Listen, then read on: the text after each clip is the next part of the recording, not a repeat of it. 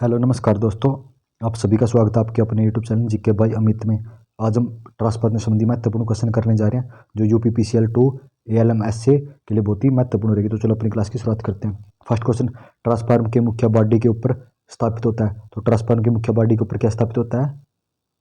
तो इसके ऊपर ब्रीदर स्थापित होता है। क्या होता है? ब्रीदर स्थापित होता है। ऑटो ट्रांसफार्मर का उपयोग कहाँ किया जाता है? तो ऑटो ट्रांसफार्मर का उपयोग कहाँ पे किया जाता है? तो ऑटो ट्रांसफार्मर का उपयोग वेल्डिंग मशीनों में किया जाता है। ऑटो ट्रांसफार्मर का मुख्य लाभ क्या है? तो ऑटो ट्रांसफार्मर का मुख्य लाभ क्या है? तो कोर की बचत मुख्य लाभ है। करंट ट्रांसफार्मर की प्राइमरी वाइंडिंग बनाई जाती है। तो करंट ट्रांसफार्मर की प्राइमरी वाइंडिंग बनाई जाती है। तो किसकी बनाई जाती है ये? तो मोटे तार कम टर्न की बनाई जाती है।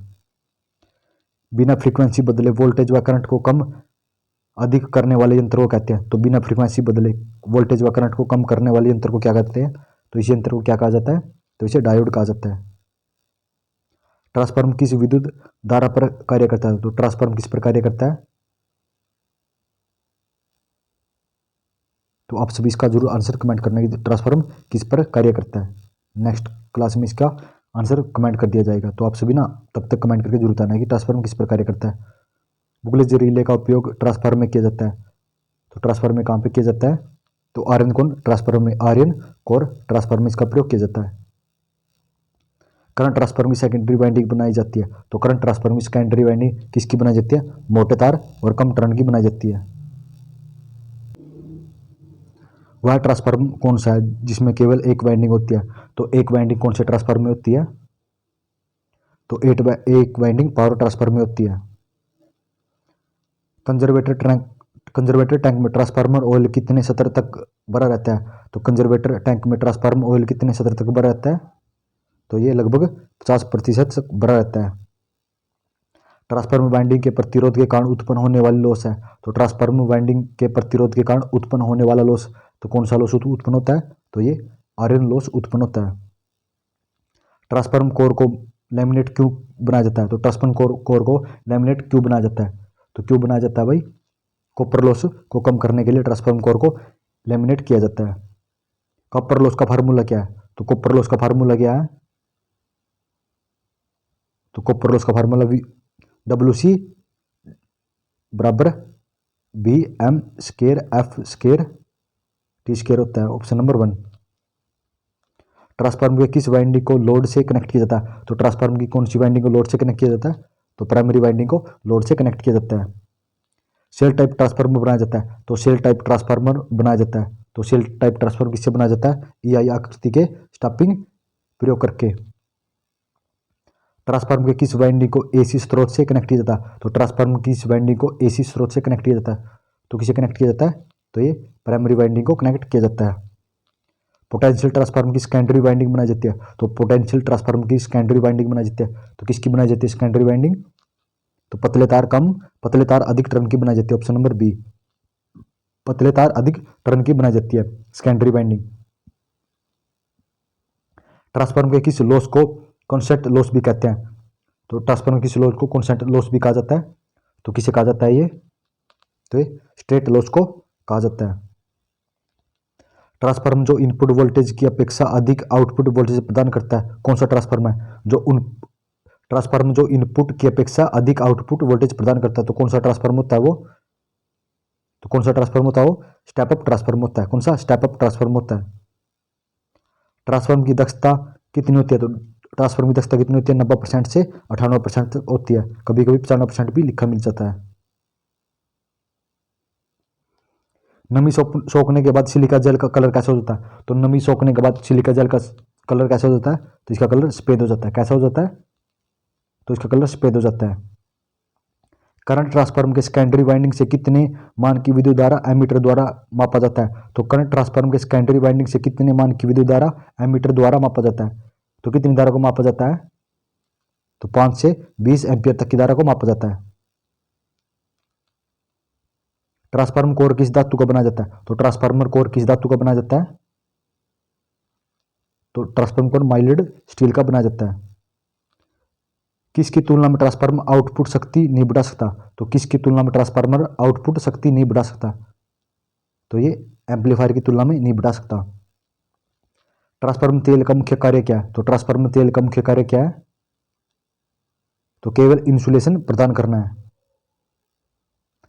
कोर टाइप ट्रांसफार्मर में चुंबकीय परिपथ के कितने मार्ग होते हैं? तो कोर टाइप ट्रांसफार्मर में चुंबकीय परिपथ के कितने मार्ग होते हैं? तो एक मार्ग होता है। ट्रांसफार्मर के समांतर प्रचलन की शर्तें नहीं है, तो ट्रांसफार्मर के समांतर प्रचलन की शर्तें कौन सी नहीं है? तो इनमें से कौन सी शर्त नहीं है? समान फेज क्रम नहीं है, समान फेज क्रम नहीं है। ट्रांसफार्मर में ओपन सर्किट टेस्ट क्यों किया जाता है? तो ट्रांसफार्मर में ओपन सर्किट टेस्ट क्यों किया जाता है? तो आयरन लॉस ज्ञात करने के लिए ओपन सर्किट टेस्ट किया जाता है। ट्रांसफार्मर में शॉर्ट सर्किट टेस्ट क्यों किया जाता है? तो ट्रांसफार्मर में शॉर्ट सर्किट टेस्ट क्यों किया जाता है? तो कॉपर लॉस ज्ञात करने के लिए शॉर्ट सर्किट टेस्ट किया जाता है। ट्रांसफार्मर के काम करने का सिद्धांत निम्नलिखित में से किस पर आधारित है? तो ट्रांसफार्मर फैराडे के नियम पर आधारित है। ट्रांसफार्मर कोर का मुख्य कार्य क्या है? तो ट्रांसफार्मर कोर का मुख्य कार्य क्या है? तो इसका मुख्य कार्य विद्युत वाहक बल उत्पन्न करना है। कंजर्वेटर टैंक में क्या भरा जाता है? तो कंजर्वेटर टैंक में खनिज तेल भरा जाता है। क्या भरा जाता है? खनिज तेल भरा जाता है। आयरन लॉस प्रत्येक लोड में होता है। तो आयरन लॉस परिवर्तित प्रत्येक लोड में होता है। सिलिका जेल का कलर शुरुआत में कैसा होता है? तो सिलिका जेल का कलर शुरुआत में कैसा होता है? तो ये नीला होता है। तेल में नमी के प्रवेश को रोकने के लिए किस युक्ति का प्रयोग किया जाता है? तो तेल में नमी को प्रवेश को रोकने के लिए ब्रीदर का प्रयोग किया जाता है। पोटेंशियल ट्रांसफार्मर की प्राइमरी वाइंडिंग बनाई जाती है। तो पोटेंशियल ट्रांसफार्मर की प्राइमरी वाइंडिंग बनाई जाती है। तो किसकी बनाई जाती है? ये मोटे तथा पतले तार दोनों की बनाई जाती है। मोटे तथा पतले तार दोनों की बनाई जाती है। करंट ट्रांसफार्मर तथा पोटेंशियल ट्रांसफार्मर कितने प्रकार के हैं? तो करंट ट्रांसफार्मर तथा पोटेंशियल ट्रांसफार्मर किसके प्रकार है? तो करंट व पोटेंशियल किसके प्रकार है?